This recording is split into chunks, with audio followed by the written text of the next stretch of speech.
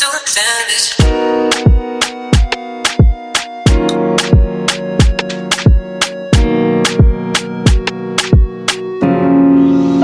If you got it, it ain't no question. Oh, it ain't no room for guessing. No more than emotionally invested. Showing you all my imperfections. Oh. Hi guys, welcome or welcome back to my channel. If you are new here, I am Naa Darkoa. Here are 10 good tips for sweat-proof makeup, especially for oily skin. We are in a very hot weather. Ghana is always hot, to be honest, so I figured I'd just give you guys these tips. And you guys also asked me to do this video, so as you can tell, I already did my eyebrows and my eyes because I didn't want this video to be very long. First of all, we have to moisturize our skin before you start makeup. Whether it's any kind of makeup, you have to make sure that your skin is moisturized. So to start, I'm going to be using this toner to tone my face before moisturizing. I'm going to be going in with my Nivea Perfect and Radiant Even Tone Daily Cream. As you guys can tell, I've used quite a lot. Like, it's almost done. It's done. So this helps to protect your skin before using makeup. You have to make sure that your skin is always moisturized. Next thing I'm going to do is use this Milk Hydro Grip primer to prime my face. It serves as a barrier between your skin and then the foundation or the makeup products you're going to be using on your face. I usually sweat a lot around this side, under my eye, and then my forehead, and then my nose area, and then my smile area, my smile line area. I usually sweat and produce a lot of oil around there, so I'm going to focus more on that side and add a little bit more of the primer on those areas. I'm going to zoom you guys in a little bit so that you guys can see perfectly what I'm doing. So the next thing we're going to do is to set the primer. It's very important to set the primer because it helps to catch any oil or sweat even before like it decides to come. And with that, I'm going to be using a damp sponge. Guys, it's very important. You have to make sure that your sponge is very damp. It doesn't have to be wet. You just wet it and squeeze out all the water from it so that it's very damp, so that it makes blending easier. So for the powder that you use to set your primer, it's preferable if you use a skin tone primer or a neutral primer. I have my Fit Me primer here. It's the Fit Me Loose Finishing Primer, and I also have my Benign Luxury powder. As you can tell, I've used it a lot, so I can decide to use any of these, but then today I'm going to be using my Fit Me Loose powder. Guys, I think I used too much on this side, but that's okay, we'll fix it later. So you can just use a little. It should be very light. So the next step you're going to do is a foundation. And for foundation, since it's more for the hot weather, because it's very hot in Ghana, so since it's for hot weather and oily skin, it has to be matte. It doesn't have to necessarily be full coverage. I'm going to be using a full coverage foundation, but then it's very light, so it shouldn't be heavy. It should be very lightweight. I'm going to be using my Maybelline Superstay Active Wear foundation. I'm just going to be using very little of this, and then I'm going to be using my Maybelline Lasting Fix Setting Spray on my blending brush to blend my foundation so that it can make blending easier, and then also push the makeup onto my skin, make it stick and last longer.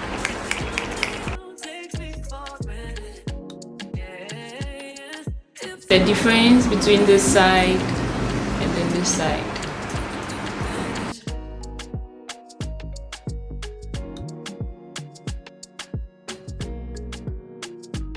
Just a little tip when blending the makeup with your brush. I prefer the brush to the blender because it makes blending easier than the blending sponge.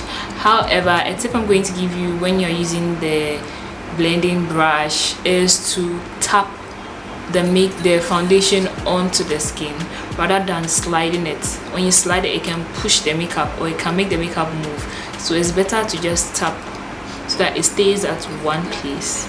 So that is what I'm doing, just tapping, not sliding.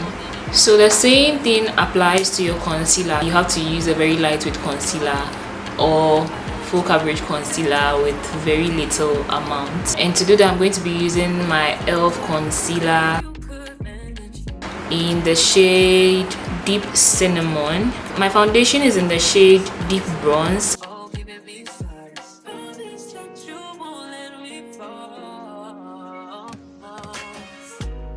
I'm just using this on the areas that I want to highlight: my forehead, my chin, and then my under eye area.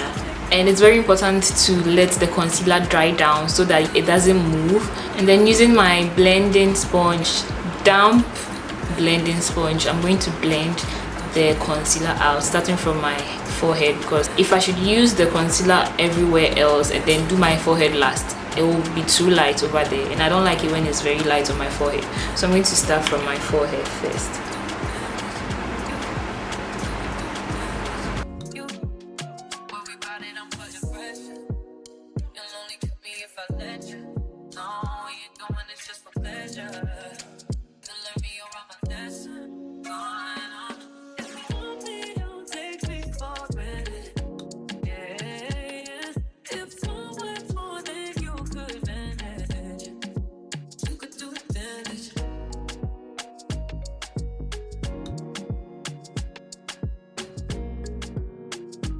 So now that we are done with the concealer, I'm going to go over with my foundation brush. I'm going to use that to go over my face to kind of ease out any harsh lines. So I'm just going to do that because sometimes concealers tend to leave harsh lines on your face. I'm just going to dab it all over to smoothen any harsh lines out on my face. So now we are going to go on to baking, and for baking I recommend that you use a matte powder because a matte powder will literally hold in all the oils. However, I'm going to be using my Benai Luxury Setting Powder to set my face. I'm not really going to bake because I'm not going anywhere and I want a very simple soft glam kind of makeup. So I'm just going to set my face instead of bake. When you're baking, you have to leave the powder on your face for a particular period of time or for like a few minutes before you blend. But then with the setting, I'm just going to set my face and blend it real quick. I'm not going to leave it. So also with, I'm going to be using my blending sponge and I'm going to use just a light amount of powder. I'm not going to use much. I'm just going to do that on the highlighted areas.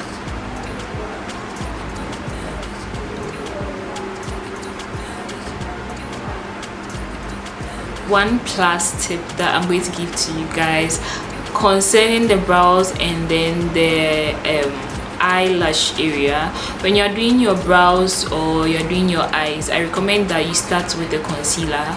For your eyes, you have to always use concealer on your eyes and then you set your eyes with setting powder before you use your eyeshadow. It also enables your eyeshadow to last longer. It doesn't make your eyeshadow crease. Sometimes see that when people do makeup, the eyeshadow they've used is kind of creasing and you can see lines in it and you can see that it's wearing off. The setting powder prevents that. However, with the brows, I recommend that you use a setting powder on your brows before doing your actual brows. Guys, I missed this step, but then before using the matte powder, I was supposed to contour. It still doesn't make a difference because where I'm going to contour is not where I used my matte powder. So I'm going to be contouring around the highlighted areas with my e.l.f. concealer, and this concealer is in the shade Rich Ebony. So I'm going to be using that around the highlighted areas.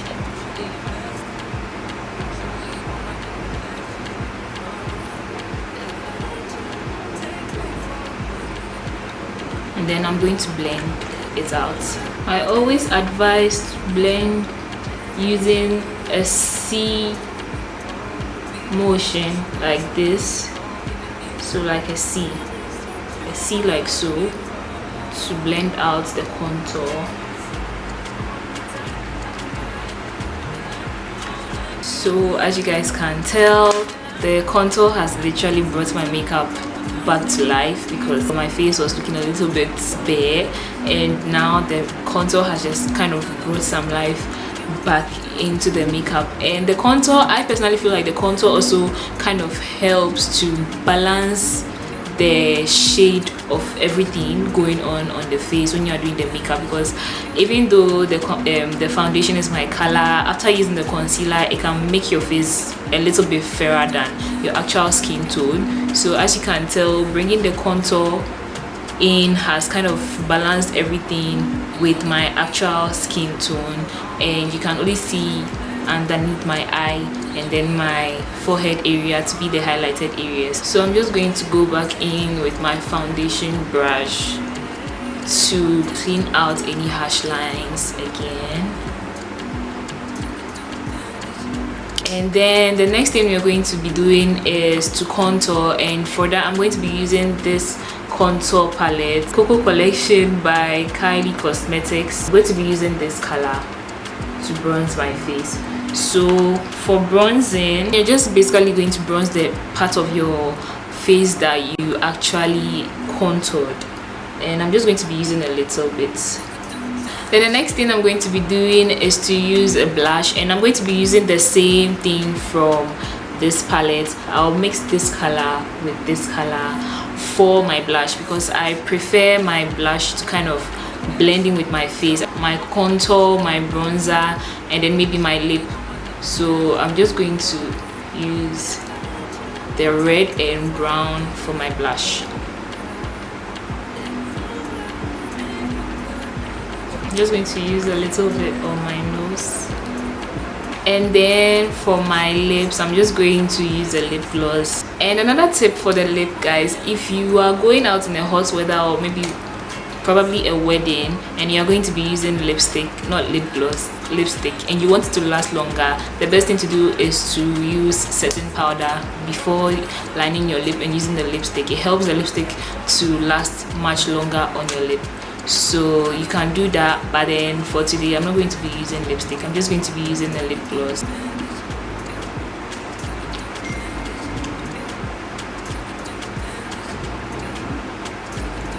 This is more like a lip balm. I don't actually have a lip gloss, but I always use this Carmex lip balm.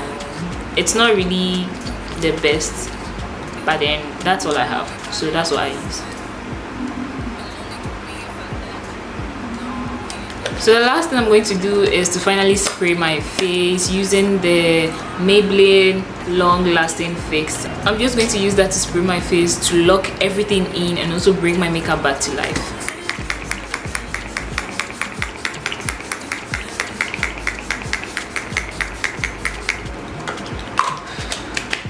I'm just going to let this dry.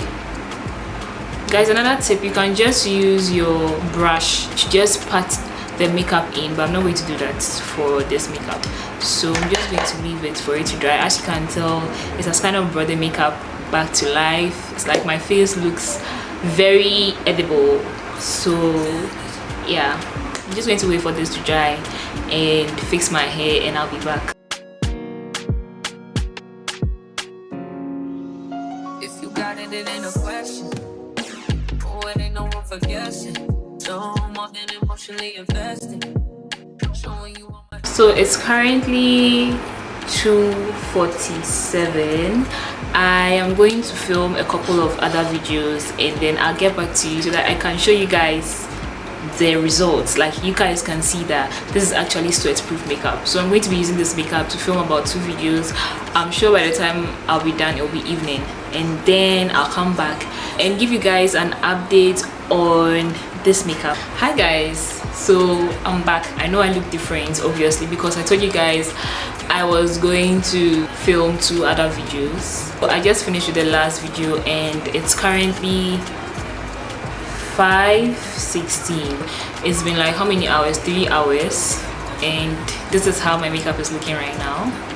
No sweat yet. I mean, I did sweat a little.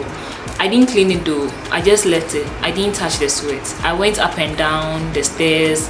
I went to cook and all that. I actually went to cook, did a lot of activities, came back and filmed about 3 more videos, and this is how my makeup is still looking. This is how the makeup is still looking, guys. It doesn't look bad at all. Let me bring you guys closer. This is it. The only thing I touched up on was my lip, because I needed more gloss, and right now my lip is drying up, so I'm going to add more gloss. But that's the only thing I needed the touch up on. That's the only thing I touched up on. I didn't touch the sweat on my makeup. As you can probably tell, this side of my face is kind of oily, just a little, but then on a normal regular basis it will be much oilier than this, but then it's slightly oily. It's not as oily as it would normally be. This side also, you can probably tell from this side, actually it's not oily, it's just the light. My forehead is big, that's the issue. My forehead is just reflecting the light, that's it.